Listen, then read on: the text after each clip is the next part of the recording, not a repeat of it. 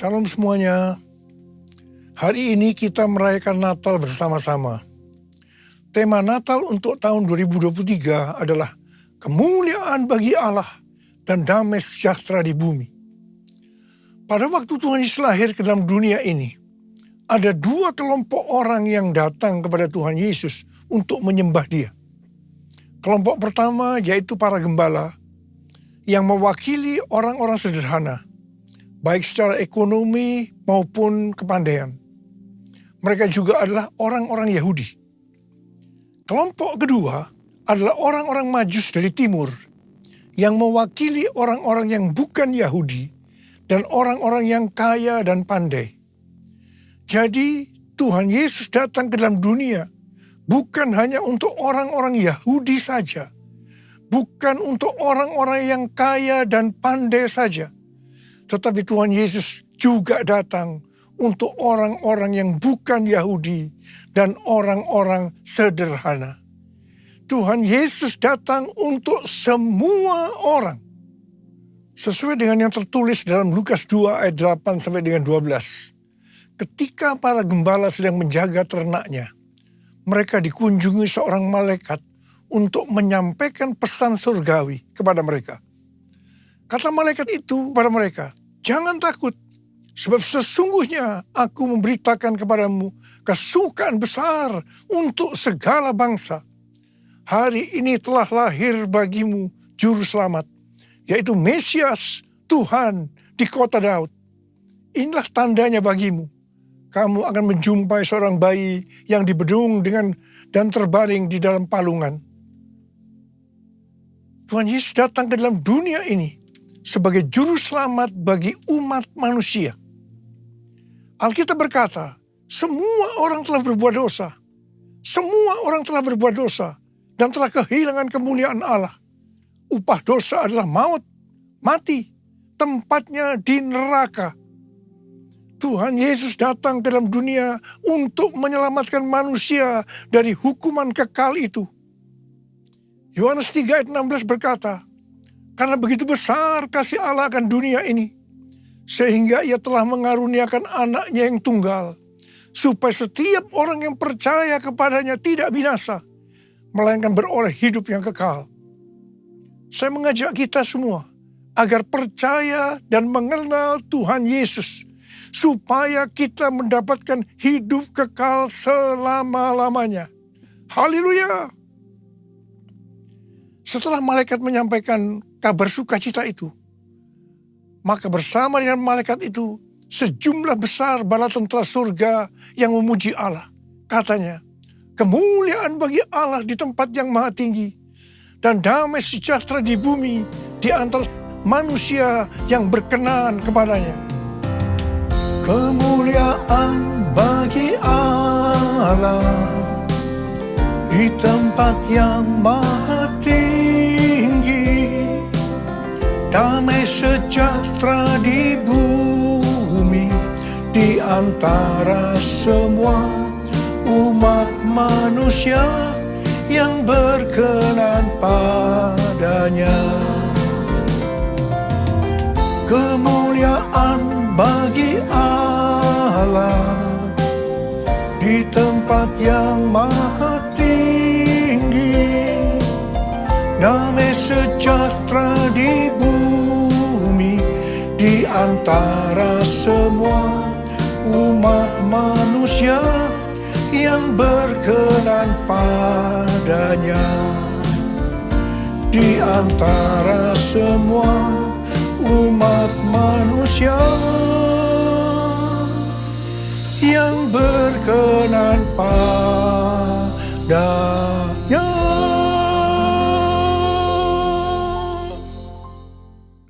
Setelah itu para gembala segera berangkat ke Bethlehem untuk melihat apa yang terjadi di sana, seperti yang telah diberitahukan Tuhan. Setelah mereka bertemu dengan Sang Mesias, mereka pulang dengan sukacita sambil memuji dan memuliakan Tuhan. Karena apa yang mereka dengar dan mereka lihat, semuanya sesuai dengan apa yang dikatakan oleh malaikat kepada mereka. Melalui kisah yang terdapat dalam Lukas 2 ayat 8-14 ini, Tuhan mengingatkan kita untuk melakukan hal-hal sebagai berikut. Yang pertama, menghormati hadirat Allah. Lalu berdiri seorang malaikat Tuhan di dekat mereka, dan kemuliaan Tuhan bersinar meliputi mereka, dan mereka sangat ketakutan. Lukas 2 ayat 9. Kita perlu sadar bahwa Tuhanlah yang berinisiatif menghampiri manusia dan menyatakan kemuliaannya. Kalau kita boleh merasakan kehadiran dan kemuliaan Tuhan dalam hidup kita, itu semua karena anugerah dan kebaikan Tuhan kepada kita. Jika kita sadar bahwa itu semua anugerah Allah semata, maka kita tidak akan meremehkan kehadiran Allah dalam hidup kita. Sebaliknya, kita akan mensyukuri dan menghargai hadirat Tuhan.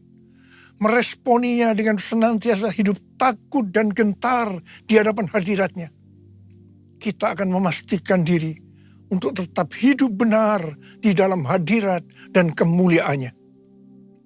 Yang kedua, memberitakan kabar baik atau menginjil. Kata malaikat itu kepada mereka, jangan takut, sebab sesungguhnya aku memberitakan kepadamu kesukaan besar untuk seluruh bangsa. Hari ini telah lahir bagimu juru selamat, yaitu Mesias Tuhan di kota Daud. Lukas 2 ayat 10 dan 11. Natal adalah momen di mana kita diingatkan bahwa juru selamat dunia dilahirkan 2000 tahun yang lalu. Pesan ini tidak hanya bagi orang Israel saja, tetapi bagi seluruh bangsa. Injil ini diterima para gembala, kemudian diteruskan kepada orang lain dari zaman ke zaman, hingga akhirnya pesan itu terterima dan kita pun diselamatkan melalui Injil. Para gembala menerima dan meneruskan berita Injil saat mereka bekerja, yaitu sebagai peternak. Kita pun memiliki tanggung jawab yang sama untuk meneruskan Injil atau kabar baik ini kepada seluruh bangsa di dunia kerja kita masing-masing. Jangan biarkan pesan Injil berhenti di kita saja, supaya seluruh bangsa juga menerima kesukaan besar karena diselamatkan oleh Yesus, Sang Juru Selamat mereka. Yang ketiga, memuliakan Yesus dalam hidup kita. Kemuliaan bagi Allah di tempat yang maha tinggi. Lukas 2 ayat 14 bagian A. Yesus yang lahir dibungkus dengan lampin dan terbaring di dalam palungan adalah Allah sendiri. Ia adalah Allah yang kekal dan maha kuasa. Namun ia mengambil rupa sebagai hamba. Dilahirkan sama dengan manusia. Justru hal inilah yang membuat ia layak menerima segala kemuliaan di tempat yang tertinggi. Malaikat Allah tahu akan hal ini, sehingga mereka memuliakan Yesus di tempat yang maha tinggi. Kita pun harus memuliakan Tuhan di tempat yang paling tinggi dalam hidup kita. Kemuliaan nama Yesus harus menjadi pertimbangan dalam setiap pengambilan keputusan di dalam hidup kita. Pastikan pilihan-pilihan hidup yang kita ambil adalah yang membawa kemuliaan bagi nama Yesus. Dan yang keempat, membawa damai bagi dunia.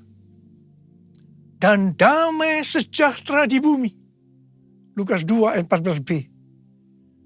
Di tengah dunia yang penuh peperangan, kelaparan, bencana alam, kriminalitas, dan kondisi manusia yang semakin jahat, masih ada pengharapan akan damai sejahtera di bumi.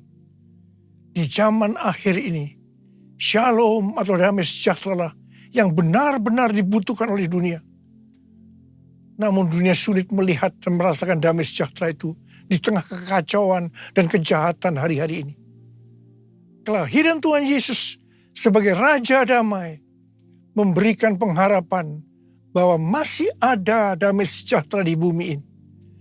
Adanya kejadian perang di beberapa tempat dan kondisi politik hari-hari ini membuat pengharapan akan damai sejahtera di bumi makin relevan dan dibutuhkan.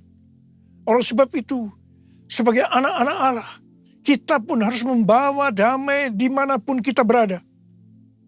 supaya dunia dapat melihat pengharapan itu.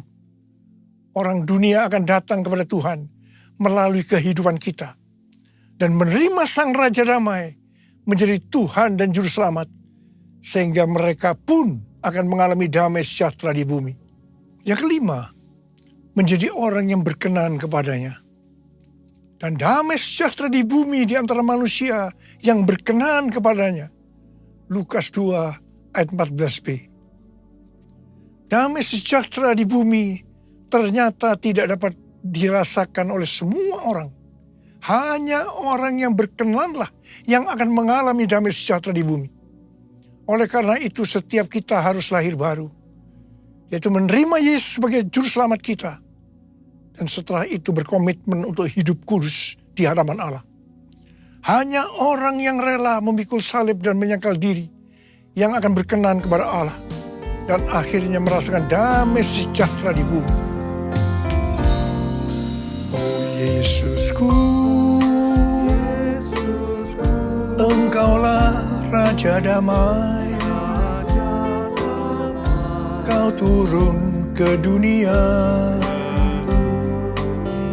selamatkan manusia.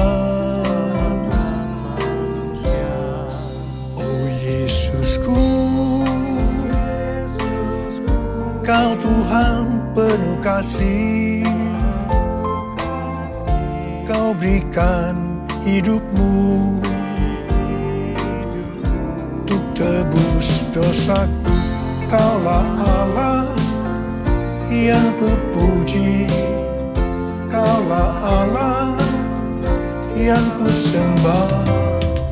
Kemuliaan bagimu di tempat maha tinggi.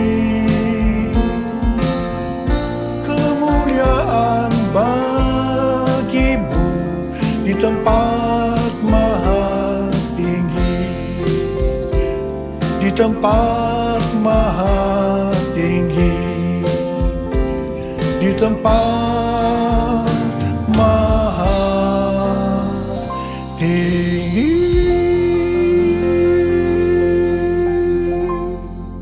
Sesuai dengan yang tertulis di Matius 2 ayat 1 sampai dengan 12. Maka orang-orang Majus dari timur dituntun untuk menemui Yesus dan menyembahnya melalui kitab para nabi. Disebutkan bahwa Mesias akan dilahirkan di Bethlehem, di tanah Yudea. Dan engkau Bethlehem, tanah Yehuda, engkau sekali-kali bukanlah yang terkecil di antara para pemimpin Yehuda.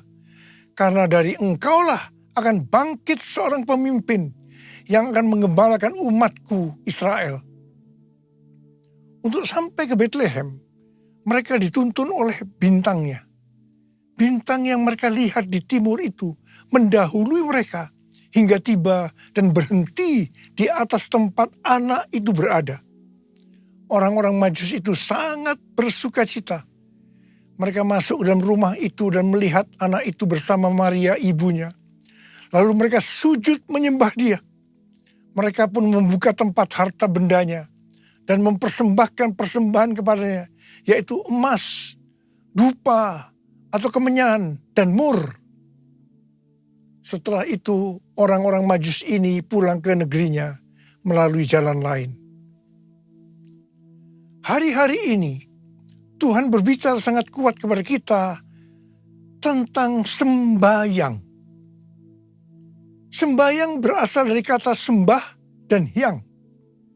Hyang berasal dari kata Sanskerta, bahasa Bali dan Jawa kuno yang berarti yang maha suci, yang maha kuasa. Untuk kita sebagai orang percaya, Dia itu adalah Allah yang kita kenal dengan nama Tuhan Yesus Kristus. Kata sembah ada dua macam arti. Dalam arti sempit adalah masuk dan merasakan hadiratnya dalam doa, pujian, dan penyembahan. Dalam arti luas adalah taat kepada perintahnya. Tema Natal 2023, kemuliaan bagi Allah dan damai sejahtera di bumi. Ini adalah pujian bala tentara surga meresponi pemberitaan malaikat tentang kelahiran Juru Selamat Kristus Tuhan. Dengan kata lain, bala tentara surga ini melakukan sembahyang. Selanjutnya, para gembala yang ada di padang Efrata juga meresponi pemberitaan malaikat dengan pergi menjumpai bayi Yesus. Setelah mereka melihat Yesus, kembalilah gembala-gembala itu sambil memuji dan memuliakan Allah. Para gembala ini juga melakukan sembahyang. Kisah Natal tidak dapat dilepaskan dari kisah orang-orang Majus yang dituntun bintang ilahi untuk datang ke Bethlehem melihat Yesus. Mereka sujud menyembahnya dan mempersembahkan persembahan kepadanya, yaitu emas, kemenyan, dan mur. Apa yang dilakukan orang-orang Majus ini adalah sembahyang. Kita melihat bahwa kisah kelahiran Yesus adalah juga kisah orang-orang yang meresponi kedatangannya ke dunia dengan sembahyang.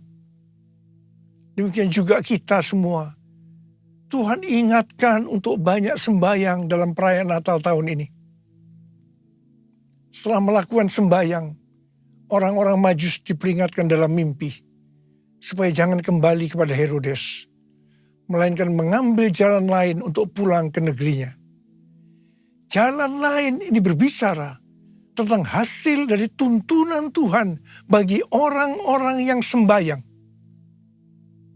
Dalam perayaan Natal 2023 ini, saya mengajak kita semua untuk banyak sembahyang.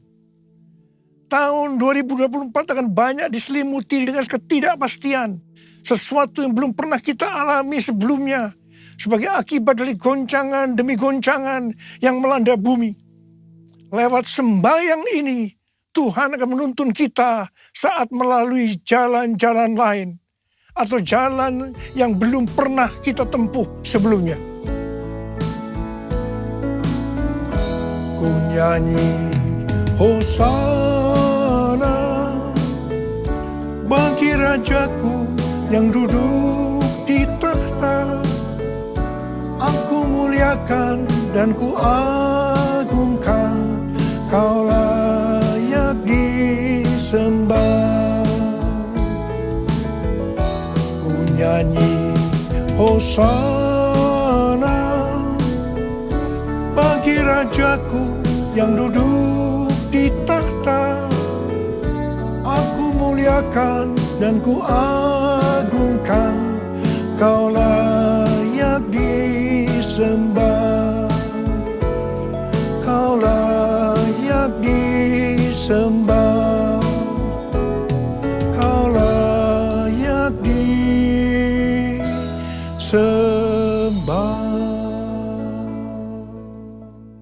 Pada tanggal 23 Oktober yang lalu, diadakan perayaan 40 tahun Asia Evangelical Alliance di SICC Tower. Pada kesempatan itu, saya berbicara tentang Pentakosta ketiga. Lewat acara ini, dihasilkan komitmen untuk melakukan segala upaya dalam menuntaskan amanat agung di Asia dan sekitarnya. Terutama dalam 10 tahun ke depan, sampai dengan tahun 2033. Haleluya! Acara ini mengambil tema, jalan itu belum pernah kamu lalui dahulu. Dari Yosua 3 ayat 4. Ini adalah bagian dari kisah perjalanan bangsa Israel ke tanah perjanjian yang dipimpin oleh Yosua.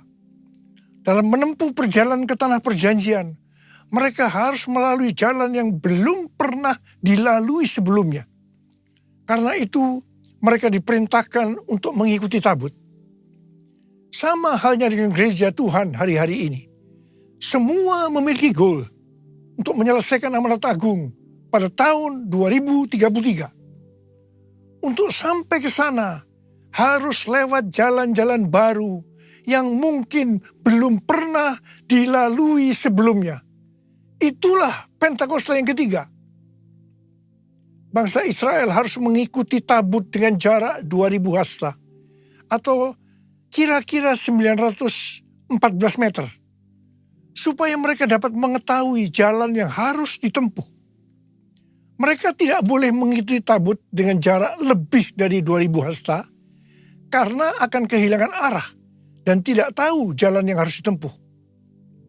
Saya katakan bahwa gereja kita, GBI Jalan Jenderal Gatot Subroto, kita semua akan kehilangan arah kalau tidak ada tuntunan Tuhan lewat visi restorasi Pondok Daud dan tema-tema yang Tuhan berikan tiap-tiap tahun kepada kita. Demikian juga mereka tidak boleh mengikuti terlalu dekat dengan jarak kurang dari 2000 hasta untuk menghormati kekudusan tabut. Pada prinsipnya hanya orang-orang Lewi yang bisa berada di dekat tabut. Orang-orang Lewi ini berbicara tentang mereka yang menguduskan diri. Sayangnya, akhir-akhir ini kita melihat terjadinya krisis integritas di kalangan hamba Tuhan, yang beberapa di antaranya dipakai Tuhan secara luar biasa. Pengertian lainnya dari terlalu dekat dan terlalu jauh dari tabut Allah terdapat dalam Pengkhotbah 7 ayat 16 dan 17 yang berkata, "Jangan terlalu saleh, janganlah perilakumu terlalu berhikmat. Mengapa engkau mau membinasakan dirimu sendiri? Jangan terlalu fasik, jangan bodoh. Mengapa engkau mau mati sebelum waktumu?" Kita harus benar-benar memperhatikan agar tidak terlalu dekat dan tidak terlalu jauh dari tabut Allah, karena akibatnya fatal. Terlalu dekat di sini adalah terlalu saleh, perilaku yang terlalu berhikmat. Dan ini harus dihubungkan dengan Amsal 3 ayat 7 yang berkata, "Janganlah engkau menganggap dirimu bijak. Takutlah akan Tuhan dan jauhilah kejahatan." Sedangkan terlalu jauh bisa berarti terlalu fasik dan bersikap bodoh. Bagaimana kita bisa mengerti kalau kita terlalu dekat atau terlalu jauh dari tabut Allah? Seperti pesan Yosua kepada bangsa Israel pada waktu mereka akan berangkat masuk ke tanah perjanjian dengan mengikuti tabut. Yosua 3 ayat 5 berkata, "Kuduskanlah dirimu, sebab besok Tuhan akan melakukan perbuatan ajaib di antara kamu." Kita akan tahu kalau kita terlalu dekat atau terlalu jauh dari tabut Allah, kalau kita menguduskan diri kita. Saya mau berpesan kepada kita semua, kuduskan dirimu, hormati kekudusan Tuhan. Mari kita semua yang mau menghormati kekudusan Tuhan dan berjanji di depan Tuhan, "Tuhan, saya mau hidup kudus Tuhan. Saya mau hidup kudus Tuhan." Angkat tangan saudara, angkat tangan kita di hadapan Tuhan. Mari kita katakan bersama-sama, "Kemuliaan Bapa Allah Maha Kuasa, beri pujian dan hormat selamanya. Kemuliaan Bapa Allah Maha Kuasa, beri pujian dan hormat selamanya." Mari angkat tangan kita di depan Tuhan, mulai berbahasa roh. Berbahasa roh, kita berbahasa roh.